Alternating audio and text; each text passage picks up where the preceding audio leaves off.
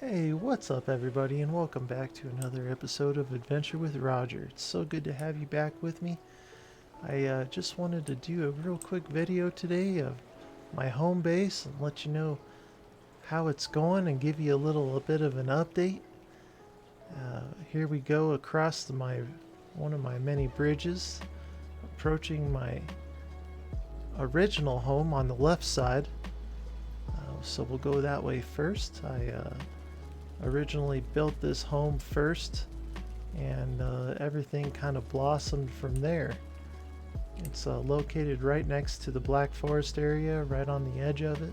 So I do get attacked by trolls and whatnot, but it's not a big deal because we did build a moat all the way around it. As some of you already know, I do have this particular home in a different video, but I did empty a lot of things out of it to put in my new house, and started to expand my territories out a little bit further. As you can see, I built a nice little bridge right here going across the way into my new area where I started to build what I'd like to call a little town of sorts, and this is my newest home.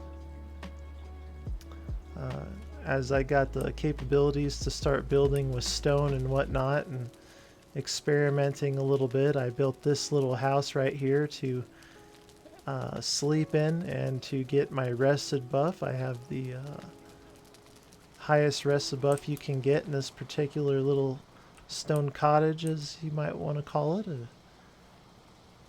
The king's throne and bed area, I guess.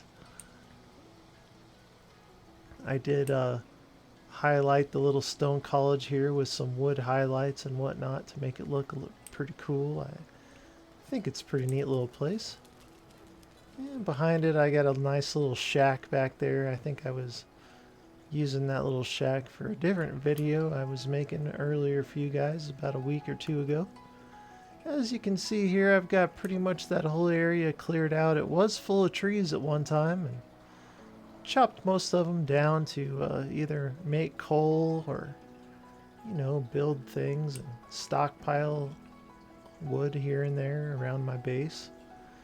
So in here's the main crafting area. I got all my boxes set it up. I got most of them labeled, and inside here we got a pretty nice rested buff. I think it's around 17 minutes in here probably. It's not as good as in the little stone cottage that we just visited earlier, but I got all my crafting stuff set up in here, and this is pretty much where I spend most of my time. And then we head down here to the beehives.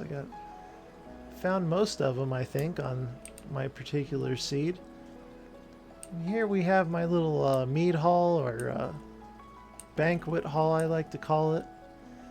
I put kind of a floating roof on it, so to speak. It's got a gap that goes all the way around it, and on the inside, because the roof is so big, I used some of the steel pillars to hold it up.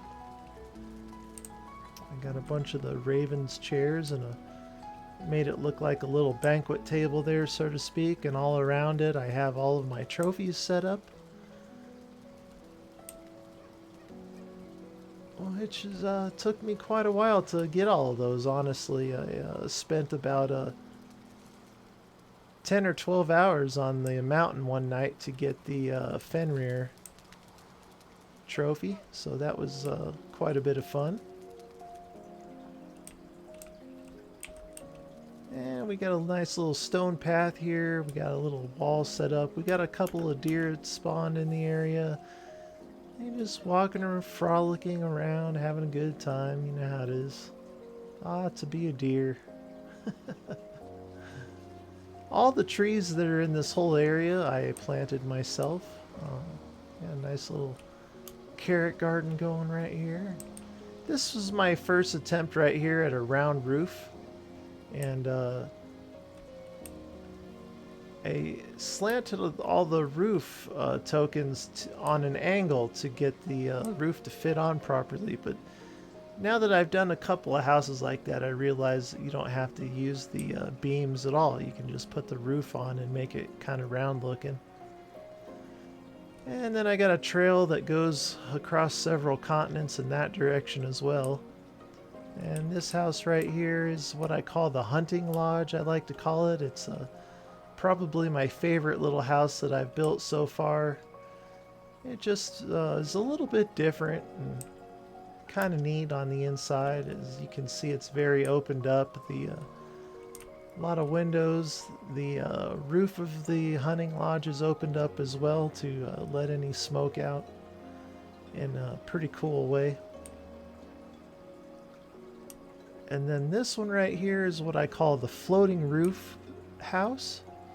I built it and I put the foundation down first, so I built a square foundation out of wood, and I put all the tiles down, and then I built the triangle roof over the top of it, and carved out a nice little spot for a fireplace on the inside, as you'll see here in a second.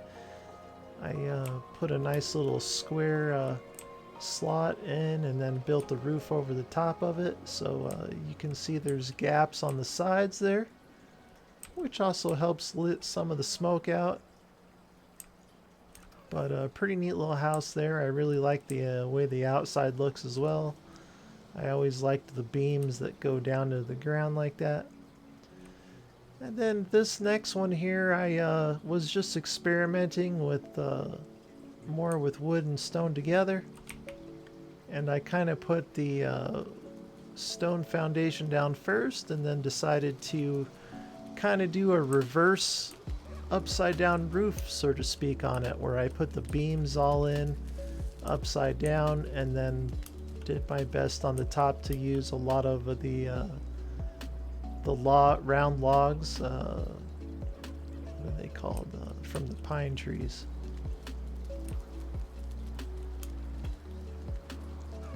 Core wood. Yikes, getting kind of tired.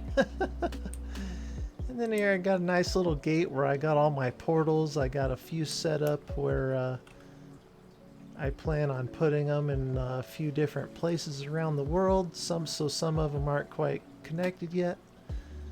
Nice little look at the meadows over there. And that's about it. This other house right in front of us here, it's not really a house. It was kind of designed as a training area. It's got like a little rock on the inside of it that you can beat your sword up against if you accidentally die or something like that. You can build your skills back up.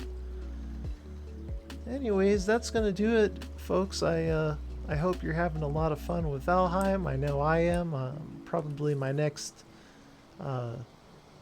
target for this base will be a nice dock area made for a couple of long ships. And that's about it. Thanks for watching, guys. I really appreciate you. My name's Roger, and I'll see you on my next adventure. Take care of yourself, everybody.